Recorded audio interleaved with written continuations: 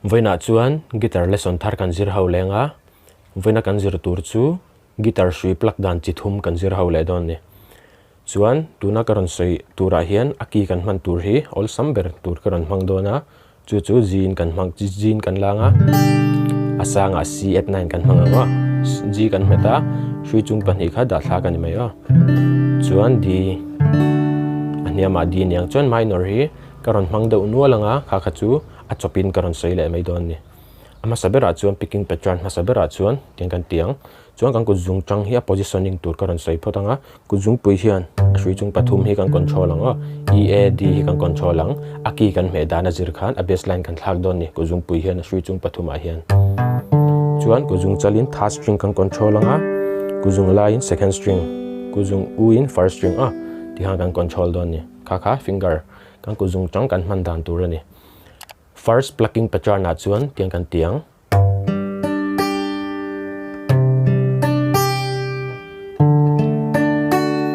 a baseline hi chu aki kan me dana zir khan kan thak don ni a hnuai chu ngai hlir na kalang a third second first ti khan third second first baseline third second first baseline third second first ti khan a mong changin tuna exercise nei chinang a G a với khát lệ C9 á với khát lệ D á với khát lệ thì khang kan plakang á tu na first plucking pattern karon soi zo chi kha amwang chi le rang chin karon tianga la pakhata chuan in lo enanga uluk dovin thiam ngai lo tum don ne masabera chuan vanram ngai tu hian min ti lo ma ti akhan kan mang chinanga van ram ngay tua hian min ti lo ma kan thlen khom na tur chu tuna entir nan tlai khan kan thlen khom na a khanin ka ti lo tro noi ber ka khoi tel mi lo ta khan omzia chuan kan hla zir khanin kan ti chuak lo thei ni chu a hla achanga kan valu na zir khan mo abita zir tina ni chu achena chuanin khatia ti kharem lo chuan tia ti top te kha poilo chuan a hnuwa khan angai bokin kan zom le mai don ni abit ngai khan plucking pattern ngai thau khan kan zom le zel the chuta kan lalpa fak na lom la adai to ngai lovang ti khan kan ti thei ni khami lo hladang tam taka po khami bit mang khan apply pui cheu theya ma se karon soi to lo mai nga a ai rang shata ti na chi hla pakhat karon soi tel leng o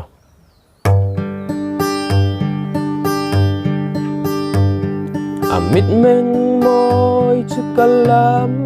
ron lena yang ada pokan man theya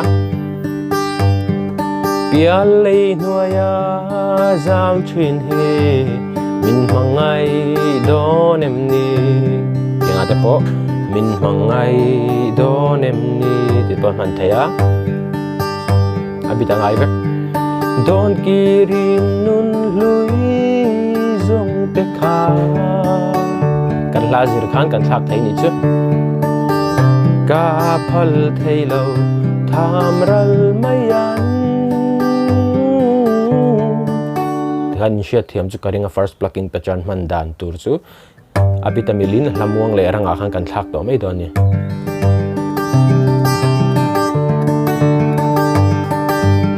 mo ti khan ti po ti theya khami kha lo chiang ula khami chawin thiam po khan hlatam takin play pui thai ni ti kha in shadon nia chuan a panhina chuan hei karon sei leng a tuna first plucking pattern ang chi khan a tira kan ti leng ti khan o adota chuan kuzung u hian first string kan khoi lenga kuzung line second string kuzung chalin third string ti khan first second third pe kan zom leng ti khan o tuna second plucking pattern karon sei zo chi kha arang le muang man dan ange tlang pui karon sei lenga chuan nang manin ahladanga point in zone ve theinan karon play le don ni uluk dan longai thale don ne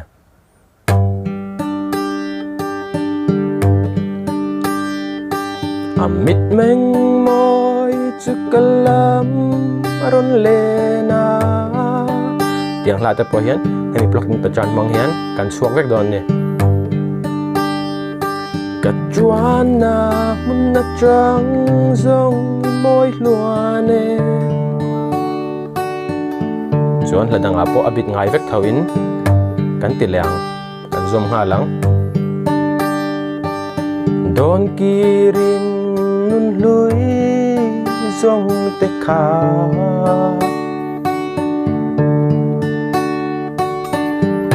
thin lai na cham reng chung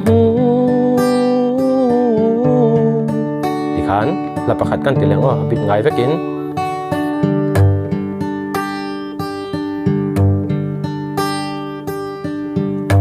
di tam ne in di tam chen to mala i thin lung nei tui hil bik long e ti nga ta po hana man thaya i hun lui nun lui ngil lin rei lau te a ta i pom lai di nen lim viau mala a baseline kan thak lai meng ta po hun lo ang anoi kal dan jin ang vek riangin om la ti khan ma khatiang la tempo ang mil deuh kha in zong anga khatiang ang la deuh khan tuna ka picking patron man a tempo ang mil khan in ti chinanga ain mil lo pon ai muang shet amo ai rang shet ti khan in ti kualanga ain mil karing chuan tuna ai rang deuh hlekin karon ti lenga la pani pathum vel karon sakpui lenga chuan nang manin a hladang in hladu ho kha in lawin zon pui ve to mai don ni ka picking patron mang hian ma kan ti chinanga tuna run mun leng du ni du ten buanang kanin poma kalau don phak ngai lau un hi tham hila te pom han theya abit ngai che la pakhata pakai leng o thin lai ru ka vei reng che il ni om thei lau du lai mam pui thei ni se tu dang ngai lova len dun kan noa na dang ag pakai leng o khat kan ti leng tu na nang nen him ten leng mai la run mun kan len dun si lo chuane ti khan no la dang apom han thei khami picking patron amuang chi le arang chi a kha chuan nang mani ni lawin thliar ve to mai ang man na kha chu a hla zir khan mo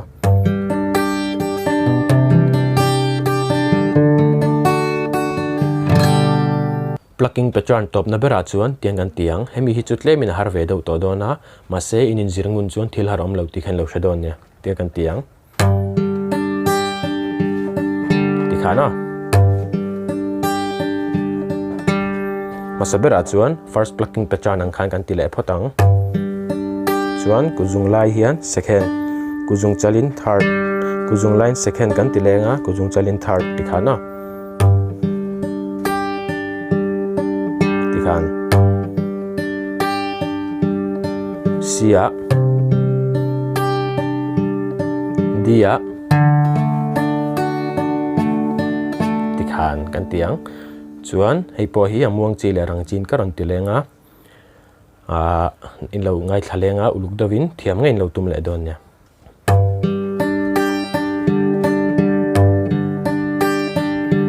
amit meng moi chu kalam ron lena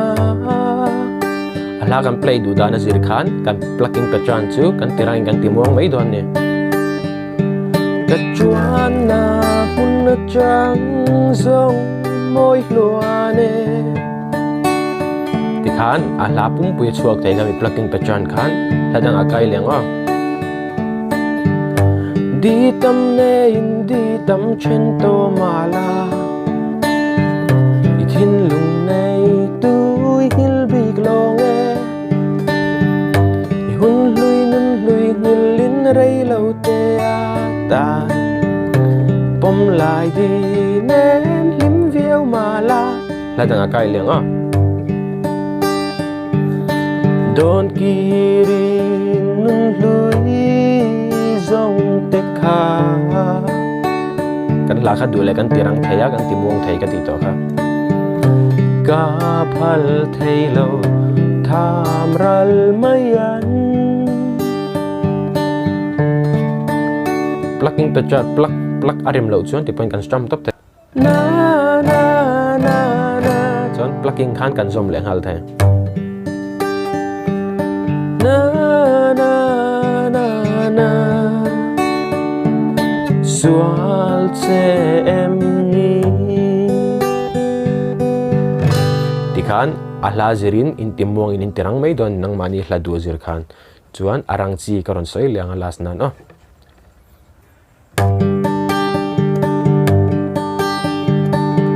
tu na run hun leng du ni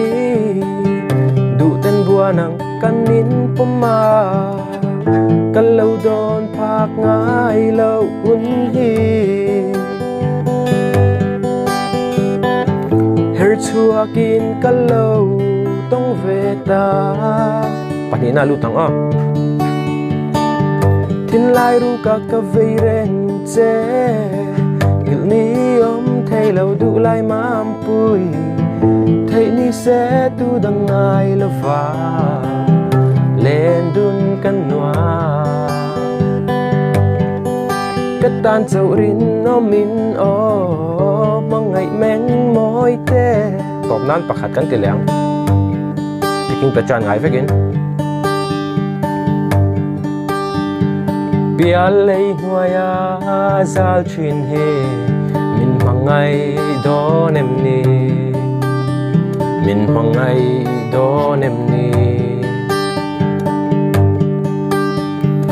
ya nu pang par chul to nu kam mangai do nem ni kam mangai do nem ni tikhan eng hla po amuang emo arang emo ani pon kapiking pechan ron soitak pathum hang khan ain rem tur berin lo zonga chuanin amuang chi emo rang chi emo khanin ti chinanga enge nang mani ain rem na ber khanin mang don nya masabera ka soi kha piking pechan masaber chu hi ni ta tro arang pon kan mang theya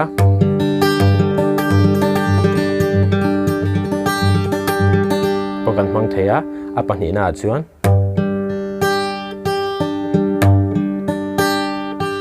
arang pon kan ti theya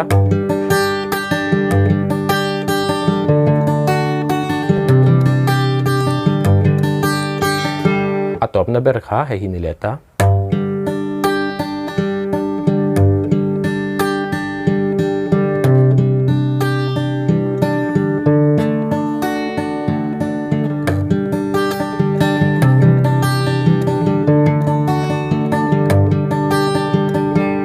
khan kami picking pechan pathum karon soita kha ulukdon lo zirula